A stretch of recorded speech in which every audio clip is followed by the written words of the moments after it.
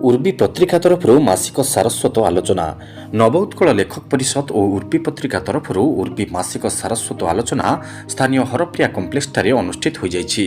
शिखर कवि श्रीधर शेखर महापात्र पौरोहित अनुष्ठित यह सारस्वत कार्यक्रम ओडिया भाषा और साहित्य को महांगा निश्चिंत कोइल सालेपुर अंचल अवदान संपर्क में अतिथि और वक्ता माने सविशेष आलोचना करथिले। अतिथि माने कार्यक्रमटी को उद्घाटन कलापर शुभश्री शुभस्मिता साहू और शुभलक्ष्मी भूया बंदे उत्कल जननी गान करथिले। तापरे साहित्यिक पंडित शारदा प्रसाद मिश्र स्वागत भाषण और अतिथि परिचय प्रदान करथिले।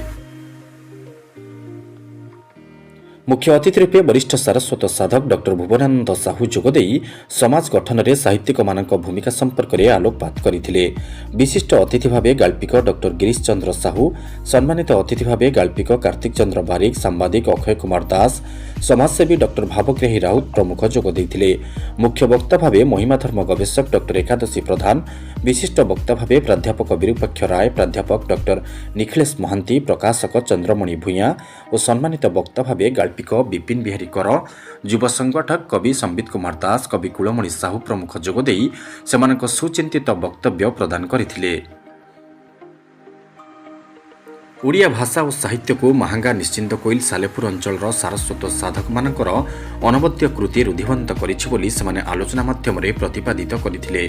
अन्यमानक मध्यरे ग्रीन विजन आवाहक शिक्षाविद बलराम पात्र, कवि खगेश्वर महांती, कवि प्रफुल्ल कुमार सिंह, शिशु साहित्यिक प्रफुल्ल कुमार साहू, कवि मनोज कुमार महापात्र, कवयित्री गीतांजलि नायक, सांबादिक प्रफुल्ल कुमार दास, सांबादिक विजय कुमार, संगठक भूपेन चटर्जी, कवि शरद चंद्र राउत, शिक्षाविद कैलाश चंद्र साहू, कवि किशोर कुमार बारिक, धर्मनिरंजन स्वाई, प्रमोद कुमार सिंह, विजय कुमार साहू, कमलाकांत विश्वाल, चतुर्भुज साहू, प्रवीर चंद्र दास, बलराम जेना, घनश्याम जेना, देवाशीष स्वाई प्रमुख योगदान करथिले।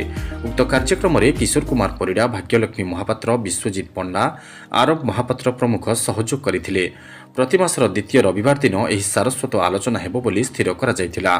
शेषरे कवयित्री हरप्रिया बेहरा धन्यवाद अर्पण करथिले। मो विरूपाक्ष राय, सुभद्रा महता महाविद्यालय प्राक्तन अध्यक्ष। आज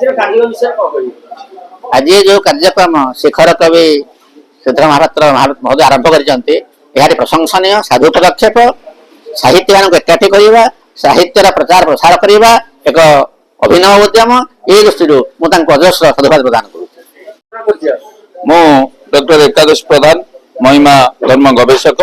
आज जो आलोचना चक्र उर्बी साहित्य पत्रिकार मासिक आलोचना चक्र ये गोटे महत् कार्य आमर उर्बी पत्रिकार जो मुख्य श्रीधर शेखर बाबूर उद्यम भावुची आज सफल होती, फलप्रद होती। कहि महांगा सालेपुर निश्चन कोइल अंचल सबु विशिष्ट कवि साहित्यिक माने जो आलोचना कले से आलोचना निर्देश होची सब महांगा सालेपुर आ निश्चंत कोइली ये भूखंड को लेकिन गोटे स्वतंत्र परिमल सृष्टि हेबो एवं सेतरे साहित्य चर्चा हेबो।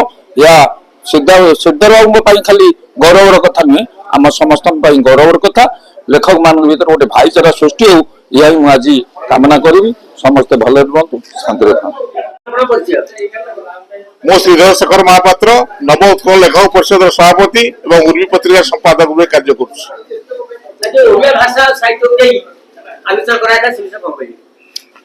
आमे उर्बी पत्रिका और नव उत्कल लेखक परिषद तरफ स्थिर कलु जे प्रत्येक मासरे आमे साहित्य संपर्कित आलोचना करिवु एवं ए जो आज जो आरंभ कलु आमे ये मासिक आलोचना चक्र एथरे विषय वस्तु रखितलु ओडिया भाषा साहित्य को महांगा सालेपुर और निश्चित अंचल अवदान ए संपर्क में आज बहुत साहित्यिक मैंने जोग देते आम मुखानु आलोचना कलु और परवर्ती बैठक निश्चित आहरी विषय नुआ विषय नहीं आलोचना करूँ।